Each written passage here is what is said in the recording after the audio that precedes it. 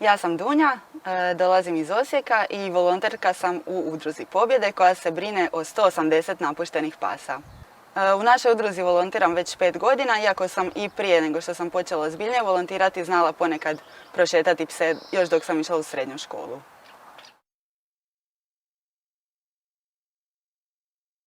Bilo je to što mislim da općenito u društvu fali neke te filantropije, fali da mi nesebično pomažemo jednostavno svima oko sebe. To ne mora biti sad ne znam kakvo pomaganje, nego jednostavno nekome da uljepšamo dan, a budući da od malena sam jako privržena za životinje, uvijek sam skupljala i pse, i ptice, i mačke po ulici, tako da je azil bio nekako logična odluka. A i tamo mi se jako svidjelo. Ljudi su mi bili super i ti psi, tako da sam tamo i ostala.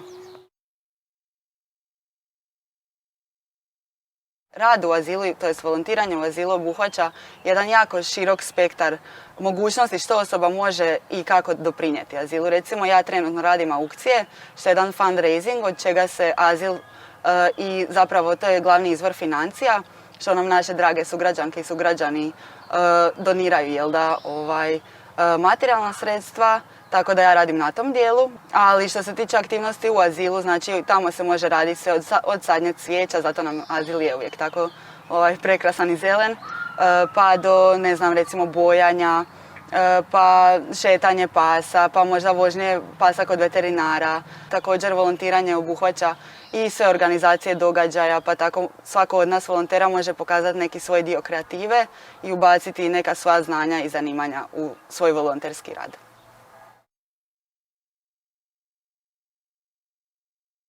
Pa meni je to prekrasno, naravno kad dođemo u azil, onda tamo to bude cijeli dan rada i to bude više onaj fizički umor koji je lijep, ali psiha bude, znači glava bude skroz sređena i taj jedan predivan osjećaj da smo dali nešto za nekog kom je to potrebno. I to je super sa životinjama, recimo što taj pas maše repom i kad pogledamo ga vidimo da je on sretan i to je dovoljno i odmah vidimo sve ono što smo mi uložili vrati nam se 50 puta više, a i svim tim životinjama i novim ljudima koje potaknemo da dolaze i gradi se stvarno jedna jako lijepa zajednica, a osjećaj, jednostavno mislim da ništa ne može zamijeniti taj osjećaj kao nekom nešto pružiti bez neke sebične, bez nekog očekivanja da će nam se to vratiti.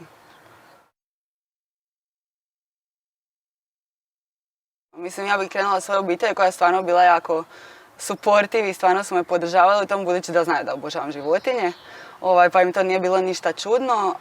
Od prijatelja također, ali naravno okolo, pogotovo baš što smo spomenuli, društvene mreže. Pa ja nekad ne mogu pročitati te komentare, nemam jednostavno srca čitati te komentare gdje ljudi koji samo, bitno im je samo da nešto ružno kaže, da omalovažavaju nečiji trud i samo ostaje tako neke komentare koje nas volontere nekad ih uzmemo previše srcu. Uglavnom su to komentari zašto pomažemo psima, a ne ljudima, kao da ne znaju da to ne isključuje jedno drugo, baš obrnuto. Kad pomažemo nekom, još ćemo više biti motivirani pomoći nekim drugim ugroženim skupinama.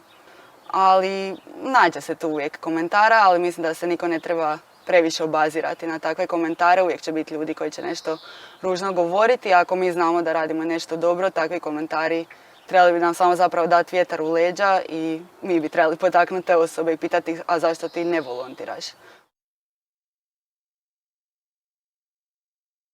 Ljudi jednostavno nisu baš previše upućeni u stvari kako bi oni mogli pridonijeti nečemu. Recimo, i dalje imamo velik broj napuštanja pasa, što je svake godine, koliko god da ih se udomi i koliko god da je to prekrasno, svake godine sve više. I taj problem napuštanja pasa i dalje ostaje, što je povezano s tim što ljudi ne kastriraju svoje pse i ta legla postaju nekontrolirana i ti psi jako često završe loše. Drugi problem također se veže uz neodgovornost je to što osobe ponekad ne shvaćaju što znači imati psa ili što znači imati mačku ili bilo koju životinju. Znači pas nije igračka koja se uzima kad je štene, za recimo djecu koja se igraju s njom pa je poslije odbace. I ta životinja ima svoje osjećaje i veže se za svoje udomitelje i mislim da se nikad ne bi trebala napustiti ili vratiti u azil. I treći problem, već kad smo kod udomljavanja, naravno kupovanje pasa, mislim da ljubav nema novac i dok god je njih 180 u našem azilu, mislim da ne bi trebala, evo ja govorim iz svog subjektivnog mišljenja, stajališta, ne bi trebala postojati ta potreba za kupovanjem drugog živog bića. Budući da u azilu ih imamo toliko različitih da nijedan nije ni sličan i može se naći stvarno svakakvih pasa. Od ovih tiših do ovih glasnijih, do ovih razigranijih, mirnijih, starijih, mlađih, štenaca, mislim da u azilu sve to imamo. Mislim da svako treba gledati što ja mogu napraviti. Znači, osoba bi prvo trebala sebe promijeniti, odnosno svoj neki, ne bih rekla svjetonazor, ali dati ono što ona može dati u tom trenutku.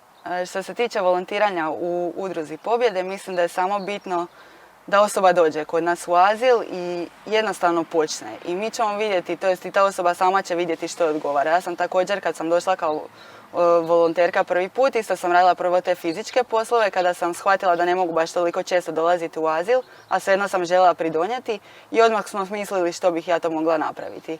Znači, mislim da je više tu do same volje i želje za volontiranjem, budući da je vrijeme nešto najdragocjenije što možemo nekom pokloniti i tako mislim da je svuda u svakoj udruzi i bilo gdje ljudi volontiraju, budući da je to vrijeme neprocjenjivo.